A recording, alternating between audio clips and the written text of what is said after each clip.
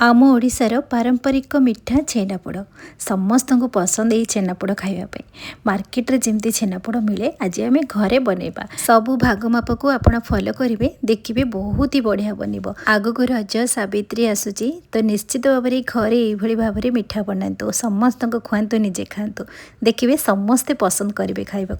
चलतु आज यही छेनापोड़ रेसिपी स्टार्ट करवा। छेनापोड़ बनवाई आम प्रथमे गोटे छोट बाउल रे 3 ରୁ 4 ଚାମଚ ଭିନେଗାର ନେଇଯିବା। ଯେତିକି ଭିନେଗାର ନେବା ସେତିକି ସେମ୍ କ୍ୱାଣ୍ଟିଟିରେ ପାଣି ମିଶାଇବା।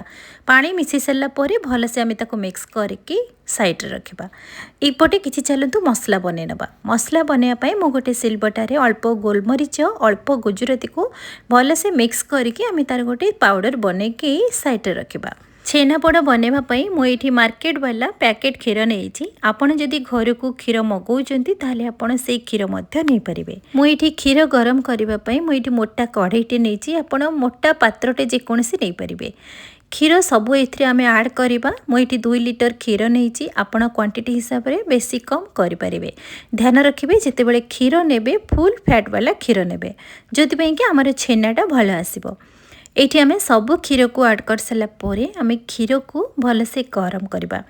गरम करके ध्यान रखिए बेसी समय फुटेबेनी जेमिति कि गोटे फुटा आसीबो क्षीरर सेतिके आमे गरम करवा।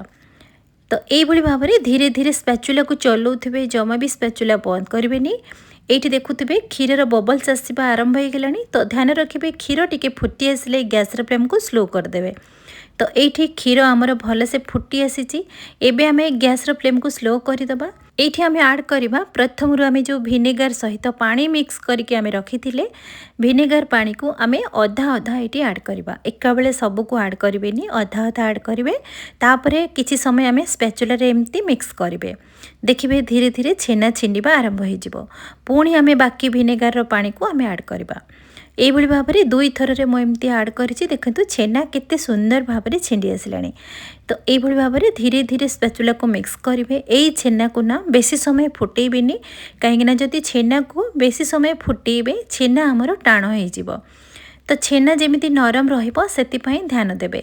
यही भाव में देखु कौलिया छेना आमर बनैक रेडी हो जाइए। एवं गैस फ्लेम को बंद करदे। बंद करदेकि आम सब छेना को आम छांकी नवा। छांकीवाई आम गोटे स्ट्रेनरटे नहीं से आम छेना को भलसे छांकी सारापर यही छेना पानी को आपण रखिकी यूज करें। जेकोसी तरकारी यूज करें कि अटा चकटारे यूज करें कि आपण कांजी बनई पारे कि छेना पानी को सरबत भाव में पी पारे। तो ये मो छेना पानी को गोटे ग्लास रे मो सेपरेट कर दूचे। ये ग्लास रो मेजरमेंट नहीं मुझे हाफ ग्लास पाखापाखि हम। तो यही छेना पानी को मुझे काढ़ी अलग साइड रखी। ये जो गरम छेनाटा रहा आम ए ठंडा पानी देके आम छेना को धोईदबा जेहेतु से आम भिनेगार ऐड करथिले तार भिनेगार स्मेलटा पळेबो। तापर आमर छेनार कुकिंग प्रोसेसटा बंद हो। ये छेना को बेसी चुपुड़ीबेनी छेनाटा ओदालिया रहिबो। तो यही भाव में ठंडा पानी ऐड करके छेना को धोई सारापर छेना को प्रथमे आम गोटे जगार मापी नवा। तापर जाकि आपन को मेजरमेंट ठीक आसो।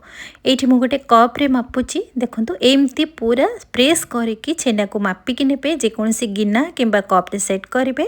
आपड़ देखिए केते कप आमर छेना होची जेहेतु आम 2 लीटर क्षीर नहीं तो ये प्रथमे आम गोटे कप छेना ऐड कले। ये 2 कप है ये 3 कप रु टिके कम है धरी नियंतु 3 कप छेना। तो 3 कप छेना रे आमे एठी 6 चामच सुजी ऐड करबा। एठी ध्यान रखिकी आपण सुजी को ऐड करेंगे। गोटे कप रे 2 चामच से भाव में 3 कप छेना रे आमे 6 चामच सुजी एठी ऐड करिसेंती। मिठा पाई मुझे गुड़ व्यवहार करिछि आपण चाहिले चीनी मध्य व्यवहार करि परिबे किंतु आमे आज गुड़ छेनापोड़ बनैबा।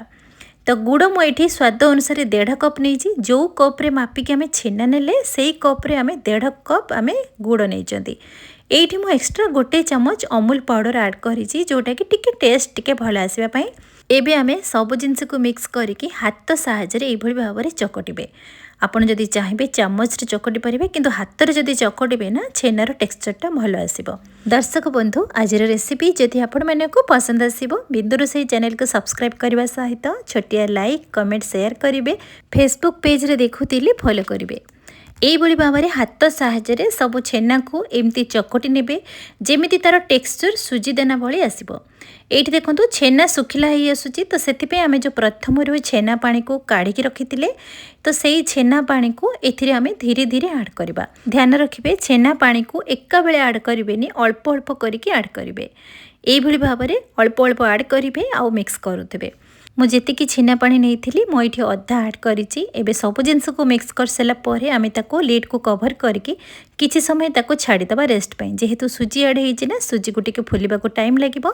ତ ଏପଟେ ଆମେ ଚାଲନ୍ତୁ ଛେନାପୋଡ଼ ବନେଇବା ପାଇଁ ଗୋଟେ କେକ୍ ଟିନ୍ଟି ମୁଁ ନେଇଛି, ସେଥିରେ ଅଳ୍ପ ଘିଅ ଲଗେଇକି ମୁଁ ଏଇଠି ଶାଳ ପତ୍ରକୁ ଏମିତି କାଟିକି ସେଥିରେ ଆଡ଼୍ କରିଛି।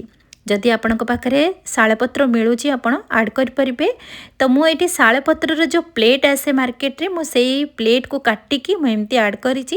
ଆପଣ ଚାହିଁଲେ କଦଳୀପତ୍ର ମଧ୍ୟ ନେଇପାରିବେ କିମ୍ବା ବଟର ପେପର ମଧ୍ୟ ନେଇପାରିବେ। କିନ୍ତୁ ଶାଳପତ୍ର ଆଡ଼୍ କରିଲେ ତାର ପୁରା ନ୍ୟାଚୁରାଲ୍ ଯେମିତି ଆମର ଟ୍ରାଡ଼ିସନାଲ୍ ଫ୍ଲେଭରଟା ଆସିବ, ସେଇଭଳି ଭାବରେ ମୁଁ ଶାଳପତ୍ର ନେଇଛି। ଏଇଠି ଦେଖନ୍ତୁ 10ରୁ 15 ମିନିଟ୍ ପରେ ଆମେ ଯେଉଁ ଛେନାକୁ ଢାଙ୍କିକି ରଖିଥିଲେ ସେ ବଢ଼ିଆ ସେ ଫୁଲି ଯାଇଛି। ତ এইଠି ଆମେ ଯେଉଁ ବାକି ଛେନା ପାଣି ରଖିଥିଲେ ଆମେ ପୁଣି ଛେନା ପାଣିକୁ ଅଳ୍ପ ଅଳ୍ପ କରିକି ଆଡ଼୍ କରିବା। ଗୋଟେ ଗ୍ଲାସ୍ରୁ ଅଧା ଗ୍ଲାସ୍ ମୁଁ ଏଇଠି ଛେନା ପାଣି ନେଇଛି, ଆପଣ ଧ୍ୟାନ ରଖିକି ଏଇଠି ଆଡ଼୍ କରିବେ। ଛେନାର ଟେକ୍ସଚରକୁ ଏଇଠି ଦେଖନ୍ତୁ, ବେଶୀ ଶୁଖିଲା ରହିବନି କି ବେଶୀ ପାଣିଆ ରହିବନି। ତ এইଭଳି ଭାବରେ ଟେକ୍ସଚରକୁ ଧ୍ୟାନ ରଖିକି ଆପଣ ଛେନା ପାଣିକୁ ଏଇଠି ଆଡ଼୍ କରିବେ। ଏଥିରେ ଆପଣ ଚାହିଁଲେ ବେକିଂ ସୋଡ଼ା ଗୋଟେ ପିଞ୍ଚ ମଧ୍ୟ ଏଇଠି ଆଡ଼୍ କରିପାରିବେ। କିନ୍ତୁ ଯେହେତୁ ନ୍ୟାଚୁରାଲ୍ ଯେତେବେଳେ ଟ୍ରାଡ଼ିସନାଲ୍ ବନାଯାଏ ବିନା ବେକିଂ ସୋଡ଼ାରେ ବନାଯାଏ, ତ ସେଥିପାଇଁ ମୁଁ ଆଜି ଆପଣମାନଙ୍କ ସହିତ ବିନା ବେକିଂ ସୋଡ଼ାରେ ଛେନାପୋଡ଼ ବନେଇକି ଦେଖେଇବି।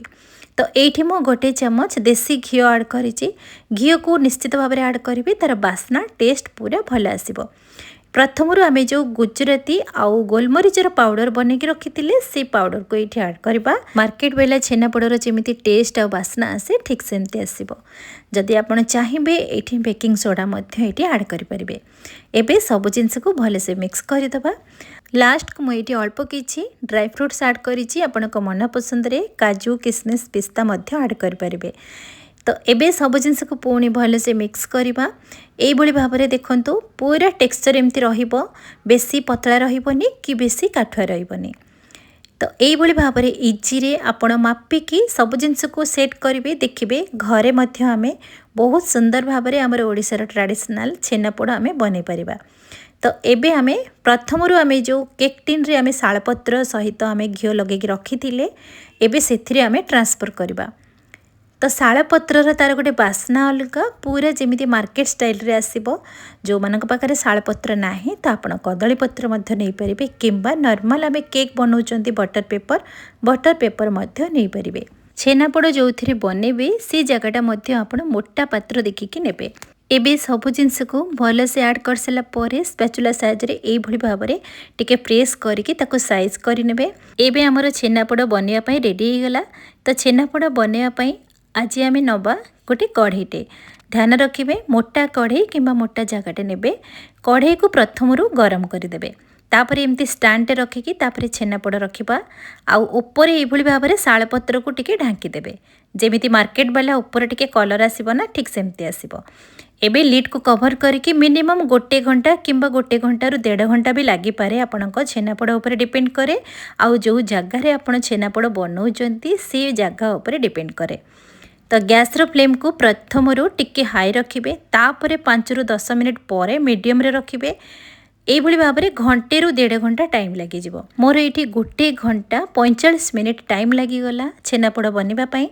ଆଉ ତାକୁ ପ୍ରପରଲି ଥଣ୍ଡା କରିବେ, ଗରମ ଟାଇମ୍ରେ ଜମା ବି ବାହାର କରିବେନି। ତାକୁ 1 ଘଣ୍ଟା କି 2 ଘଣ୍ଟା ପର୍ଯ୍ୟନ୍ତ ତାକୁ ଛାଡ଼ିଦେବେ ଥଣ୍ଡା କରିବା ପାଇଁ। ଥଣ୍ଡା ହେଇସାରିଲା ପରେ ଯାଇକି ଆପଣ ଛେନାପୋଡ଼କୁ ଡିମୋଲ୍ଡ କରିବେ। ତ ମୁଁ ଏଇଠି 2ରୁ 3 ଘଣ୍ଟା ଛାଡ଼ି ଦେଇଥିଲି ଛେନାପୋଡ଼କୁ ଥଣ୍ଡା ହେବା ପାଇଁ। ତାପରେ ଦେଖନ୍ତୁ ଆପଣଙ୍କ ସାମ୍ନାରେ ରେଜଲ୍ଟ କେତେ ସୁନ୍ଦର ଭାବରେ ମାର୍କେଟ ଷ୍ଟାଇଲରେ, ଆଉ କଲର୍ ବି ବହୁତ ବଢ଼ିଆ ଆସିଛି, ବହୁତ ସୁନ୍ଦର ଭାବରେ ବଢ଼ିଆ ସେ ପୋଡ଼ିଛି। ଗୁଡ଼ରେ ଯେହେତୁ ବନା ହେଇଛି ତାର କଲର୍ ଟିକେ ଅଲଗା ଆସିଛି ଆଉ ବହୁତ ନରମ ହେଇଛି। ଛେନାପୋଡ଼ ବହୁତ ସ୍ପଞ୍ଜି ଆଉ ତୁଲତୁଲିଆ ନରମ ହେଇଛି ଆଉ ଜୁସି ମଧ୍ୟ ହେଇଛି। এইଠି ଆପଣ ଦେଖିକି ମଧ୍ୟ ଜାଣିପାରୁଥିବେ। এইଠି କାଟିକି ଆପଣମାନଙ୍କୁ ଦେଖାଉଛି, ଦେଖନ୍ତୁ କେତେ ସୁନ୍ଦର ଭାବରେ ଛେନାପୋଡ଼ ଆମର ବନିକି ରେଡ଼ି ହେଇଯାଇଛି ଆଉ ବହୁତ ନରମ ହେବା ସହିତ ଜୁସି ମଧ୍ୟ ହେଇଥିଲା। ଆପଣମାନେ ମଧ୍ୟ ନିଶ୍ଚିତ ଭାବରେ ଘରେ ଏଇଭଳି ଭାବରେ ବନେଇ ପାରିବେ। एठी देखिकी जानी पारुथबे केते सुंदर भाबरे हमर छेनापोड़ बनिकी रेडी हो गला। घरे अति सहजरे मार्केट भली छेनापोड़ मध्य समस्ते बनै परिबे। आजिर रेसिपी निश्चित भाबरे आपण मानकु पसंद आसीथिबो। जदि पसंद आसिला बिंदुरोसई चैनल को सब्सक्राइब करिवे, लाइक करिवे, शेयर करिवे, भलो लागिथिले कमेंट करिवे, फेसबुक पेज रे देखुथिले फॉलो करिवे। पुणी देखा हबो नुवा वीडियो रे। से पर्यंत रहुछि नमस्कार।